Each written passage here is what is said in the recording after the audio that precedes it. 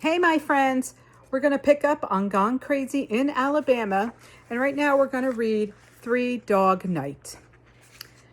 After all of the eating, talking, praying, and being among family, the house finally fell quiet. No one paid Caleb any mind, baying and carrying on into the night. He hadn't been the same since Sheriff Charles gave him Vonetta's nightie to sniff. He had the scent and kept pulling at his chain and baying. The churning of things both bad and unknown kept me awake.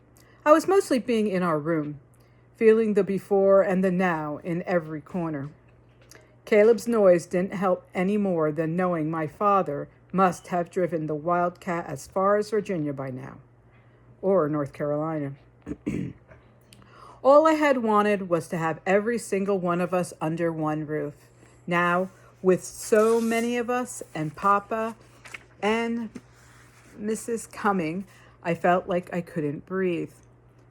I crept by Miss Lucas, who was asleep on the sofa, and picked my way through my uncle and cousin camped out on the living room floor.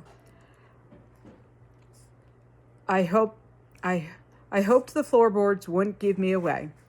Thanks to Mr. Lucas, our floors didn't creak as much as Ma Trotter's old wooden floors. Uncle Darnell turned over, and I froze at the door. But neither he, Jimmy Trotter, nor Mr. Lucas woke up.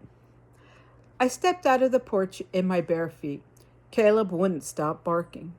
His chain never bothered him before. He had been content to sit in the sun and watch the chickens scratching around in the chicken run. But now he tugged at the pole, spiked down into the ground, extra hard by Mr. Lucas. I listened to him and heard something familiar in his song. It was more than Caleb wanting to be free of his chain. He made the same sounds as when Sheriff Charles came riding up to the police car, and again when Miss Trotter, Jimmy Trotter, Sophie, and Butter came from out of the pines. I never thought about a meaning behind Caleb's baying. Only that he made his noise. But now I could hear that Caleb's third dog sound, 2 during daylight and 1 at night, was a song to announce an arrival. Still I said, "Hush, boy." Caleb couldn't hush. He pulled at his chain and sang louder. I turned on the porch light. I saw movement in the dark. A person approaching. My eyes combed through the dark for a better look, but all I could see was the figure that was now coming through the field and moving towards the house. I didn't move. I only watched. The dog kept crying as the figure came closer. Then she was upon me. It was my mother, Cecile.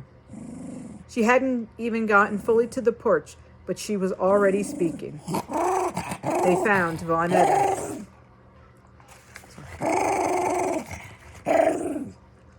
I had to stop myself from saying, "No, ma'am," knowing my mother wouldn't like that southern talk. I said, "No, Cecile, they didn't find her." "Your father here?" "Not yet," I said. I wanted to hug my mother, but she didn't open herself to let me.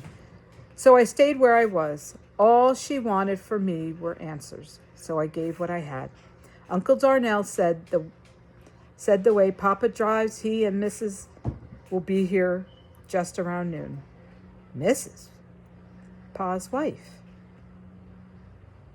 Her name is Marva, Cecile said flatly. Yes, ma'am. It slipped out. I knew right there my mother hated the South in me. She cut me up with her glare. Then Uncle Darnell came to the door and pushed it open. "Sis!" She clomped past me, her footsteps heavy, like I remembered, and hugged her neck so hard. They stood there wrapped in each other, her eyes shut tight.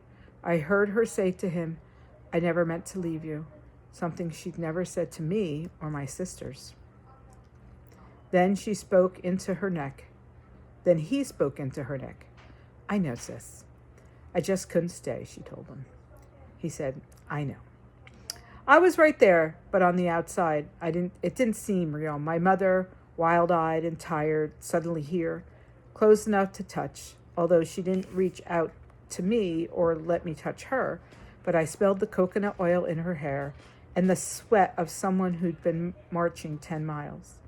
When I thought I had the right to hate her, she was there, right there, but not for me to touch, except for the big drawstring bag slung around her shoulder that hit me when she went to hug Uncle Darnell. The bag was soft and full, its punch dull against my against my side. It was a bag I knew she'd made of old clothes. My mother stomped on to the welcome mat to shake the dirt from her boots and went inside with Uncle Darnell. I stayed outside with Caleb, who was now back to baying and pulling on the chain. I stayed out on the porch all night and didn't slip back inside until nearly daybreak. Cecile slept in the living room next to Uncle Darnell, as if they had fallen asleep talking. Mr. Lucas now lay on his back, but Jimmy Trotter had moved from his spot. I walked through the living room into the kitchen and out the back screen door. There was Jimmy Trotter with Sophie and Butter. He had one of Big Mama's mixing bowls on the ground and sat on Sophie's side, at Sophie's side. Come on, girl. Come on, Sophie. I sat on his side. Maybe she can't. I'm hoping she can, Jimmy Trotter said. It's too early for her to be dry. We don't have much use for a milk cow that don't milk. Don't let Fern hear you say that. He gave a weak smile. I don't know. Maybe I'll try breeding her in a few months. Maybe she'll give me a dairy cow. We sure hadn't been lucky lately. Both Butter and Sophie gave us bulls. He shrugged. Couldn't help them. Even as we spoke, I didn't quite believe him about breeding Sophie to try for another milk cow. I think he said those things because they were hopeful things. I think he said those things for me. Who's that woman? He asked. Cecile, I said. Cecile, as in your mama? All the way from Los Angeles? Oakland. Same difference from where I'm sitting. He looked up at the sky. She flew to get here, a red-eye from Oakland to Montgomery. I'll bet I'm figuring on a Boeing 707 or a DC-8. You know, they're coming out with commercial planes almost as fast as the speed of sound. Wouldn't mind flying one of those. Is that so? He gave up on milking and set the mixing bowl aside. He kept looking to the sky. My model planes are all smashed, he said. If only I could have saved the Warhawk or my brother's bomber. I only had time enough to grab Mrs. Trotter and the pitcher. Had to get the pitcher. She wouldn't move without her mama and papa. Won't she? I said. Won't she is right. I told him I was sorry about his model planes when I wasn't. A model plane wasn't a sister, but Jimmy Trotter was the only one speaking to me, and he had lost a brother, a mother, a father, and a grandmother, all at once. He knew. Stop! Sorry. Wanted the Cessna too. Last kit my daddy brought me. He wasn't really speaking to me, just talking into the sky. All of them gone. Out of the blue, I said, it's not my fault. I didn't say it was. She's my sister, and I want her back. I know, Delphine.